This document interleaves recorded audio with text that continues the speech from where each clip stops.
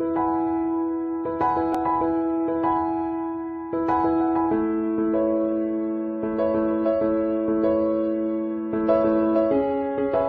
Gato Rizal ay isa sa mga pinakamagandang halimbawa ng isang taong kumilos, magpasya para sa kabutihang panlahat.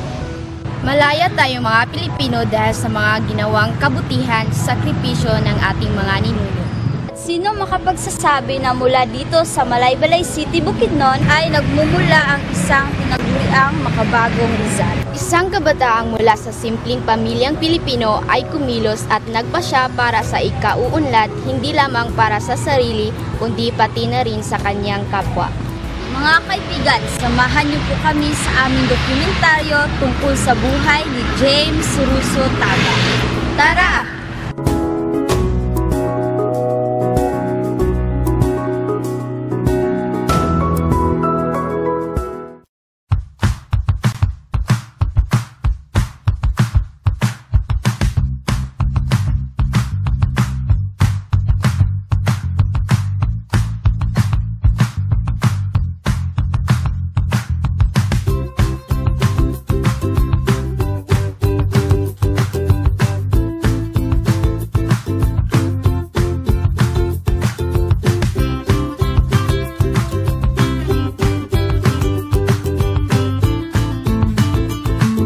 Kalahating oras naming binyahe ang mula Malaybalay City hanggang Bangkod.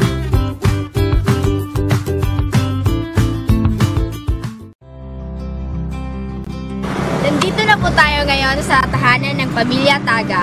Samahan niyo kami.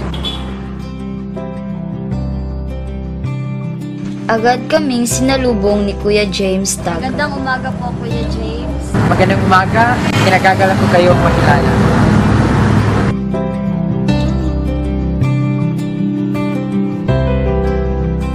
Tuloy po kayo sa aming bahay. Ito pala ang mama ko at ang papa ko. At ang dalawa kong pamangkin, si Kobe at si Gab. Okay kayo. Mahalaga bilang sa isang magulang ang mapalaki ng tama ang mga anak. Mapalaki silang maging masunurin, mabait, at matatakutin sa Diyos.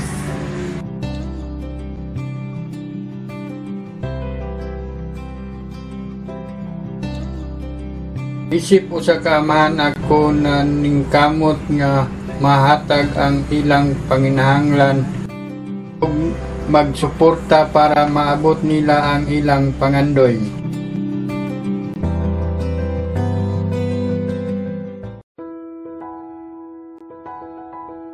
Ikwinento ni Kuya James sa kanyang karanasan na mahirang na bagong Rizal. Nung naaksidente at nagkasakit ako ng dengue at nanganib ang buhay, akala ko tapusan na ng lahat. Hindi pa pala, may tungkulin pa akong gagampanan sa ating lipunan. Ito ang ipagpatuloy ang sinimulang kabutihan ni Dr. Jose Rizal sa pamamagitan ng edukasyon. Hindi ako makapaniwalang mapapabilang ako sa mga bagong Rizal. Naalala ko pa ng gabi ng aming parangal. James Taga is a Junior Chamber International Awardee, a recipient of Academic Excellence Award from the Vice President and the Senate, 3-time Bayani ng Kalikasan winner, Quiz Book General Knowledge Regional winner, a debate winner of the College Education in Bukidnon State University, a culinary champion of Bukidnon for 3 years, investigatory project winner of Bukidnon in 2012, class valedictorian of Bangkod National High School class of 2012. He is a student leader, a consistent dean's lister, and a candidate for Magna Cum Laude. Once again, James Russo Taga. Noong nilathala ang pangalan ko sa Philippine Star, labis-labis ang pasasalamat ko sa Diyos dahil sa biyaya ng karunungan at pagmamahal.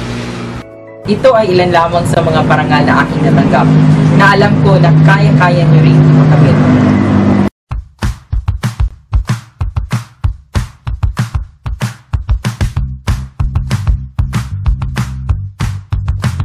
Tinungo namin ang Luyungan National High School kung saan voluntaryong nagtuturo si Kuya James sa mga katutubong mag-aaral.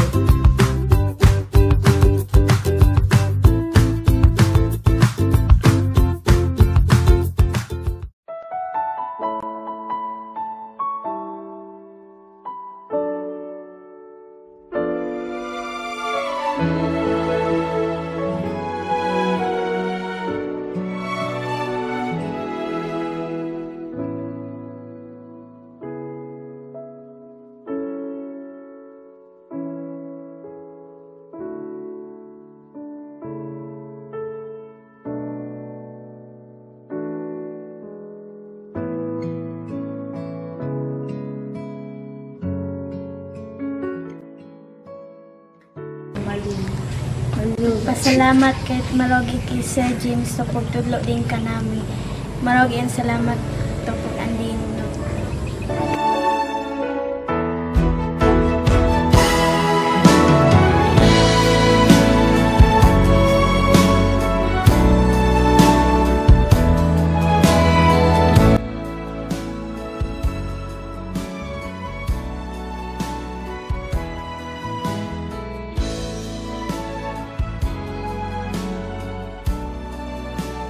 Bilang isang guro, hindi pa rin madali ang buhay.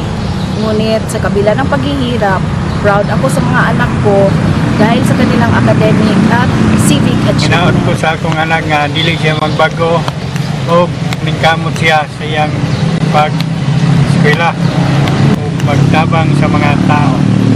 Mga kabataang Pinoy, gawin natin makulay at puno ng pag-asa ang bansang Pilipinas. Naway may natutunan kayo sa aming dokumentaryo.